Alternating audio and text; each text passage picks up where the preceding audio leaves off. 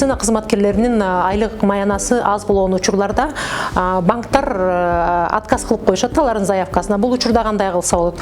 Биринчиден ошол аялы же күйөөсү поручитель болсо болот, алардын балким айлыгы жогорурак болсо алар поручитель боло алат. Экинчи жолу биздин дочерний компаниябыз бар, Акбосого контракттык негизде ошол жерде депозиттик счет ачып туруп, ошол жерде кандайдыр бир сумманы чогултуп, ошол ай сайын төлөнүүчү төлөмдөрдү төлөй ала тургандыгын көрсөтүш керек. Андан ошол жерде чогулган сумманы ошол госипотекага бизге баштапкы төлөм катары алып кетсе болот.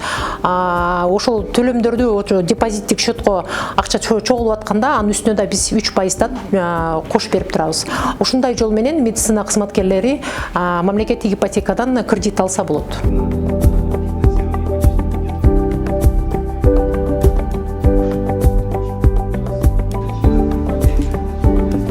Негизи коомдо ошол турак жай менен камсыздоо маселеси өтө курч турат.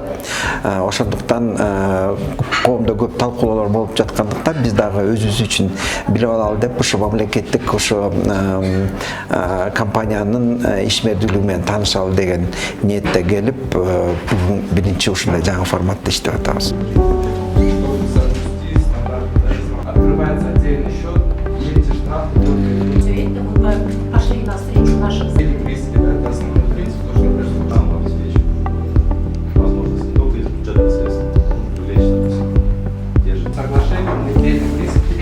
В наших ФАПах, ГСВ наши медицинские работники имеют свои участки, разводят скот, выращивают, продают, потому что им надо как-то выживать и надо кормить свои семьи. И если вот государство озаботится этой проблемой, да, и если, может быть, будут более льготные условия вот по той же самой ипотеке, да, вот чтобы медики могли не только платить за это жилье, да, как бы авансом, но чтобы они могли еще и жить на эти средства, развиваться, там, усовершенствовать свой опыт, да, профессиональный, а также чтобы они могли поднимать свои семьи. Если бы государство обратило на это внимание, было бы просто замечательно.